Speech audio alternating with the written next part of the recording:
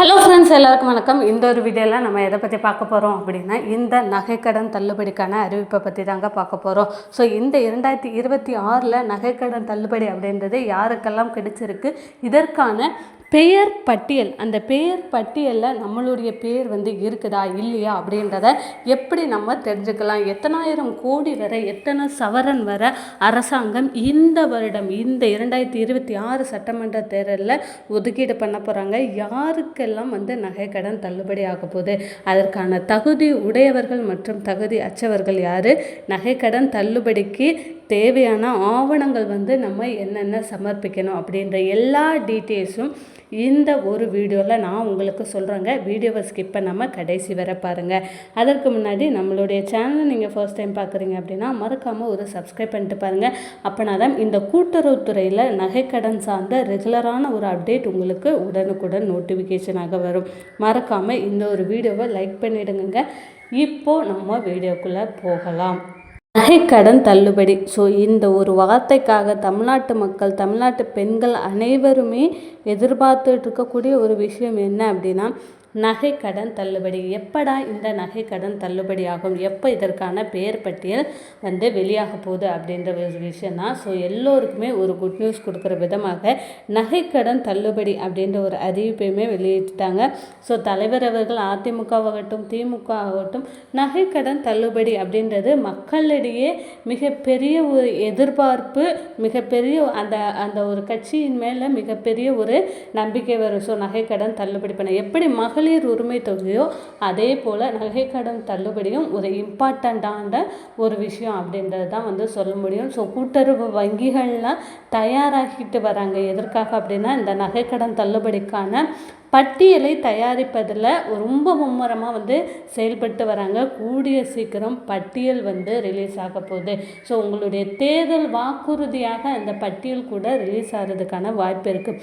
யார் யாருக்கெல்லாம் நகைக்கடன் தள்ளுபடி அப்படின்னு ஆல்ரெடி அதிமுக தலைவர் அவர்கள், எதிர்க்கட்சி தலைவர் அவர்கள் என்ன சொல்லிட்டாங்க அப்படின்னா, நகைக்கடன் தள்ளுபடி அப்படின்றது இந்த வருடமும் இருக்கும் உங்களுக்கு. ஸோ சிறுபான்மையினருக்கும் மாற்றுத்திறனாளிகளுக்கும் நகைக்கடன் தள்ளுபடி அப்படின்ற ஒன்று நிச்சயமாக கிடைக்கும் அப்படின்றத சொல்லியிருக்காங்க. அதே போல் நம்ம தமிழக அரசும் நகைக்கடன் தள்ளுபடிக்கான லிஸ்ட்டை தயார் பண்ணிட்டு வராங்க. என்ன மாதிரியான லிஸ்ட் அப்படின்னு பார்த்தீங்க அப்படின்னா, தகுதி உடையவர்கள் மற்றும் தகுதியற்றவர். எதற்கு? நகைக்கடன் தள்ளுபடிக்கு தகுதி உடையவர்கள் மற்றும் தகுதியற்றவர்கள். யார் அந்த தகுதி உடையவர்கள், அந்த தகுதியற்றவர்கள், எப்படி அதை பிரிக்கிறாங்க, நம்ம என்னென்ன ஆவணங்கள் சரியாக கொடுத்துருந்தோம் அப்படின்னா இந்த நகைக்கடன் தள்ளுபடிக்கான பட்டியலில் நம்மளுடைய பேரும் இருக்கும் அப்படின்னு தான் பார்க்க போகிறோம். ஃபஸ்ட்டு நம்ம தெரிஞ்சுக்க வேண்டிய ஒரு விஷயம் என்ன அப்படின்னா, இந்த கூட்டுறவுத்துறை, முக்கியமாக இந்த தேசியமயமாக்கப்பட்ட வங்கிகள், இந்த வங்கிகளில் நகைக்கடன் தள்ளுபடி அப்படின்றது நிச்சயமாக 100% உண்டு. அந்த தேசியமயமாக்கப்பட்ட வங்கிகள் அப்படின்னா கூட்டுறவுத்துறை சார்ந்த வங்கிகள். கூட்டுறவுத்துறை சார்ந்த வங்கிகள்னால் மாவட்ட கூட்டுறவு வங்கிகள், கிராமப்புறங்களையும் இருக்குது கூட்டுறவு வங்கிகள், நகரப்புறங்கள்லேயும் இருக்குது. முக்கியமாக கிராமப்புறங்களில் உள்ள இந்த கூட்டுறவுத்துறை சார்ந்த வங்கிகள்னு சொல்லும்போது உங்களுக்கு கூட்டுறவு மாவட்ட கூட்டுறவு வங்கிகள், மத்திய கூட்டுறவு வங்கிகள், மாநில கூட்டுறவு வங்கிகள், தொடக்க வேளாண்மை கடன் சங்கங்கள், கூட்டுறவு நகைக்கடன் சங்கங்கள், வேளாண்மை தொடக்க சங்கங்கள், இந்த மாதிரியான கூட்டுறவுத்துறை சார்ந்த மற்றும் சொசைட்டி, இதில் எல்லாம் யாரெல்லாம் உங்களுடைய நகையை வச்சிருக்கிறீங்களோ உங்களுடைய நகைக்கடன் தள்ளுபடி ஆகிறதுக்கான வாய்ப்புகள் இருக்குது. அது மட்டும் இல்லாமல் கடந்த 2021ஆம் ஆண்டு கிட்டத்தட்ட 5 சவரன் வரையிலான நகைக்கடன் தள்ளுபடி பண்ணாங்க.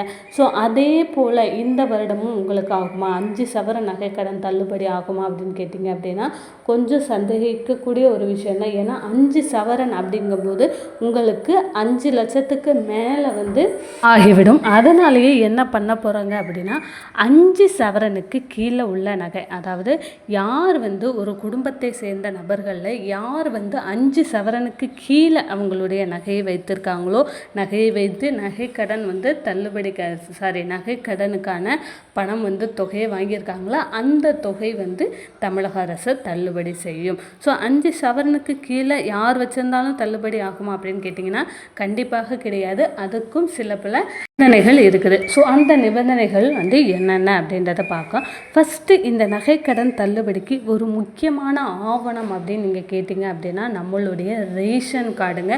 என்ன ரேஷன் கார்டுக்கும் நம்ம நகைக்கடன் தள்ளுபடிக்கும் என்ன சம்மந்தம் அப்படின்னு கேட்டிங்கன்னா கண்டிப்பாக சம்மந்தம் இருக்குது. ஸோ ரேஷன் கார்டு அப்படின்றது இந்த நகைக்கடன் தள்ளுபடிக்கு மிக மிக ஒரு முக்கியமான ஆவணம் அப்படின்றது தான் சொல்லணும். என்ன ஒரு காரணம் அப்படின்னா இப்போ ஒரு ரேஷன் கார்டு அப்படின்னு எடுத்துட்டோன்னா அதில் 2 நபர்கள் 3 நபர்கள் வந்து இருக்கலாம், 4 நபர்கள் கூட இருக்கலாம். அதில் யாராவது ஒருவருக்கு மட்டும்தான், அதாவது ஒரு ரேஷன் கார்டில் யார் வந்து 5 சவரனுக்கு குறைவான நகையை வந்து நீங்கள் நகை அடமானம் வைத்து பணம் வாங்கியிருக்கீங்களோ அந்த பணம் வந்து உங்களுக்கு தள்ளுபடி ஆக போகுது. ஸோ நகைக்கடன் தள்ளுபடியை பொறுத்தளவில் லிஸ்ட்டு வந்து பார்த்திங்க அப்படின்னா இப்படி தான் எடுப்பாங்க. ஸோ அந்த தேர்ந்தெடுக்கக்கூடிய நபர் வந்து அரசு ஊழியராகவோ வருமான வரி கட்டுபவராகவோ இருக்கக்கூடாது. குடும்பத்தில் உள்ள அனைவரது ஆதார் கார்டு மற்றும் ரேஷன் கார்டு, குடும்பத்துடைய ஒரு ரேஷன் கார்டு இருக்குன்னா அதில் குடும்ப நபர்களுடைய ஆண்டு வருமானம் எவ்வளவு, எல்லா டீட்டெயில்ஸுமே அவங்க எடுத்துப்பாங்க. ஸோ எல்லா டீட்டெயில்ஸுமே அனலைஸ் பண்ணி நீங்கள் உண்மையாகவே வறுமை கோட்டிற்கு கீழே உள்ளவங்களா, நீங்கள் பிஹெச்எஸ் கார்டு வச்சுருக்கீங்களா, ஸோ வறுமை கோட்டிற்கு கீழே தான் உங்களுடைய ஆண்டு வருமானம் அப்படின்றது வந்து இருக்குதா அப்படின்றது எல்லாத்தையுமே செக் பண்ணி தான் கூட்டுறவுத்துறை அதிகாரிகள், அதாவது உங்கள் வங்கி ஊழியர், இங்கே கூட்டுறவுத்துறையில் வச்சுருக்கீங்க இல்லையா வங்கியில், அந்த வங்கி ஊழியர்கள் வந்து பண்ண மாட்டாங்க. இது எல்லாத்துக்கும் ஹெட்டாக ஒரு கூட்டுறவுத்துறை இருக்கும் இல்லையா, அந்த கூட்டுறவுத்துறையில் தான் இதற்கான லிஸ்ட்டை வந்து ரெடி பண்ணுவாங்க. அந்த மாதிரியான லிஸ்ட்டை வந்து ரெடி பண்ணி உங்களுடைய கூட்டுறவு வங்கிகளுக்கு அவங்க அனுப்புவாங்க அந்த பேர் லிஸ்ட்டை.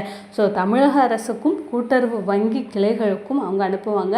தமிழக அரசு அப்ரூவல் கொடுத்ததுக்கு அப்புறமாக கூட்டுறவுத்துறை வங்கி கிளைகளுக்கு, அதாவது நீங்கள் எந்தெந்த பேங்க்கில் வந்து நம்ம நகை வச்சுருக்கோம், நகை வச்சு நம்ம பணம் வாங்கியிருக்கோம் அப்படின்றத வங்கி கிளைகளுக்கு அனுப்புவாங்க.